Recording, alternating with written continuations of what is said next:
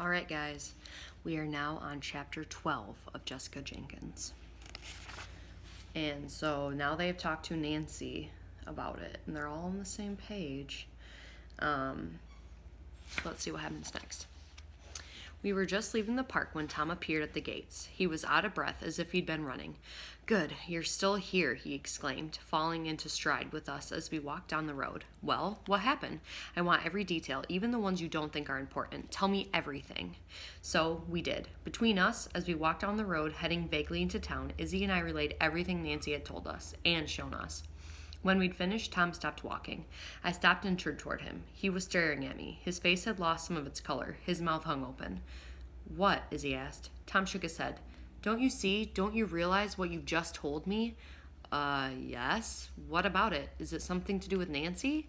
Izzy asked. "No, it's something to do with me." Tom looked at us. "To do with us?" "Us," I echoed. "You and me?" Tom rolled his eyes. "Jess, 3 babies born on the same day, in the same ward." I clapped a hand over my mouth as I suddenly realized what Tom was saying. How could I have missed it? "You," I said simply. "Of course. You were one of the other babies," Izzy squealed, catching onto my thinking. "That means you might have superpowers too." Tom stared at Izzy as though she'd just said that he'd been born on Mars and his parents were aliens, although, to be fair, Tom was probably the one person in the world who would have thought that sounded like fun, and I guess what she actually had said wasn't much less bizarre. "I can't take this in," he said quietly. He looked down at his feet. "I'm not sure I want something like this." "Something like what?" I asked. "I have a hard enough time because I happen to enjoy math and science." He shook his head. "You think I want to be even more different?" I reached out to touch his hand. "Tom, it's okay. It's fun. It's different in a good way." He shrugged me off. "Sorry, girls." He waved his hand in an "I'm done" kind of gesture and started to walk away. "I just can't handle it. I'm out." "Tom," Izzy called out down the road to him. He stopped and turned back to us. "I won't tell anyone," he said, "and it doesn't change anything about our friendship. I think I'm maybe just in shock right now. I need some time to myself, okay?" And then, before we had a chance to reply, he turned on his heel and paced off down the road. "Should we go after him?" Izzy asked. I wanted to, but I knew what Tom was going through. I had been through the same panic and disbelief myself. I'd dealt with it by confiding in Izzy and figuring it out with her. Tom had a different way of handling things. I knew that, and so did Izzy. Tom dealt with worries in the same way he dealt with everything, in his brain, on his own, logically. "He just needs some space to think things over. Let's leave him for now. He'll be all right in a couple of days, I'm sure," I said, hoping it was true. Izzy nodded. We walked in silence, each thinking our own thoughts. Izzy was the first to speak. When she did, it turned out her thoughts were on the same lines as mine. "You know, it's not just Tom, don't you?" she said. "Yeah," I replied. "We just need to find out who the 3rd baby was and then—" "No, we don't," I interrupted. Somewhere between Tom reminding me of Nancy's words and Izzy breaking the silence, I already realized who the 3rd person was. I wished I hadn't. If you had asked me to compile a list of people who I'd rather not be wrapped up in this adventure with, she'd have been somewhere near the top. But I couldn't avoid the truth. I'd seen her celebrating on the same day as me. I'd overheard her telling her friends how her daddy had bought her a pony for her 12th birthday. I'd listened to the girls in my grade screeching with delight about her 13th birthday party on the 13th of March. On the 30th of March. Izzy looked at me quizzically. "You already know?" I grimaced. "It's Heather." Izzy looked blank for a moment. Then she registered what I'd said. "Heather Barry? Most popular girl in our class? That Heather?" I nodded. I suppose there might be someone else in town with the same birthday, but my money's on her. In fact, the more I thought about it, the more I convinced I was. I thought back over the last few times I'd seen her, how she'd seemed different, like that time outside the bathroom. Then I remembered something else. Her new ring. Was it possible that she'd not only been affected by the serum like me, but that she also had a power like mine and already knew about it? If so, had she guessed that I had a superpower too? There was only one way to find out. "Izzy," I said, "we have to speak to Heather." "Yeah, only trouble is, how do we do it without sounding insane or scaring her off like we just did to Tom?" I thought about it for a second. Then it came to me. I've got another idea. A stakeout. No, a double stakeout. We do the lab tomorrow evening, but during the day, a stakeout of Heather? Exactly. We don't let her know what we're doing. We make it casual. Check out what she's been up to. See if there's anything different about her. Be subtle. Be cool. Subtle and cool. Not exactly our trademark qualities, as you pointed out. Yeah, well, we'll do our best. And if subtle and cool doesn't work, we could always just come out with it and ask her. I frowned. Yeah, maybe, as long as we can think of a way to say it without ending up at the school counselor's office with a note saying we've lost our marbles. Sounds like a plan, Izzy agreed. And for the first time in roughly, well, forever, I realized I was actually looking forward to Monday morning at school. My first stakeout opportunity was second period, French. Izzy is an honors French. She's an honors everything, actually. I hate French and always have. It's the accent you have to put on when trying to speak it. I just can't do it.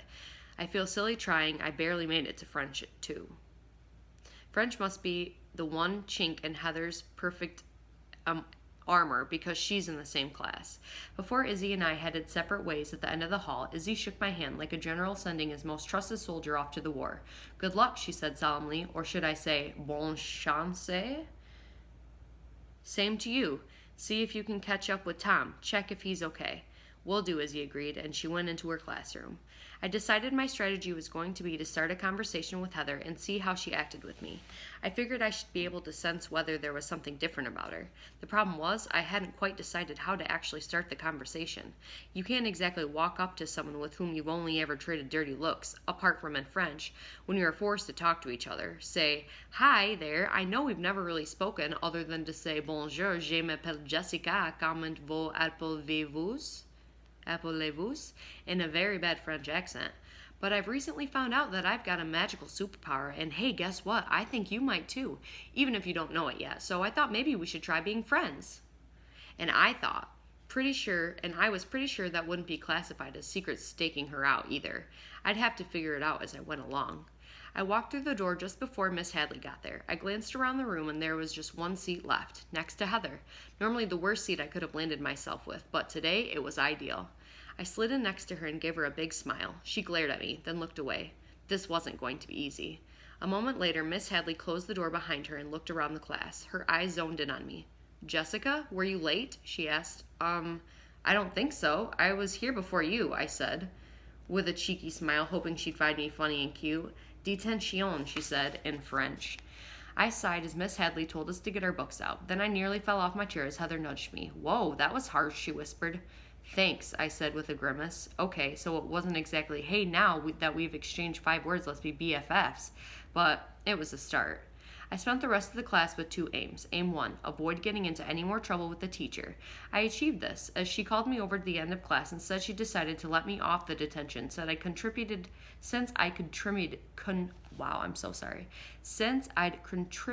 so well, and could I please try to keep that up in the future. Aim 2, smile at Heather as many times as possible so that by the end of the 42-minute class, she'd forget our 1.5 years of animosity and not walk off if I tried to start a conversation with her. It was during one of these smile attempts that I noticed her hand. She was wearing the sparkly ring again. I was sure I'd never seen her wearing it before last Thursday. Admittedly, I didn't look too closely at her as a rule, but it was bright yellow and shiny and definitely looked new. Might she have gotten it as a birthday present? Was it possible that my suspicion was right, that Heather had already discovered that she had a superpower?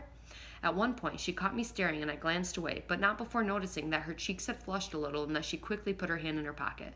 A bolt of excitement surged through me. I was right. I was sure of it. Well, not sure. It was just a feeling, but a strong one. By the end of class, I was too impatient to spend the next few days secretly staking her out. If Heather was like me, I had to know now. She was in front of me as we filed out of the classroom. Once we were in the hall, I seized the moment before my brain seized my courage. Hey, I said in my best, now that we bonded in French class, I'm sure you regard me as one of your best friends voice.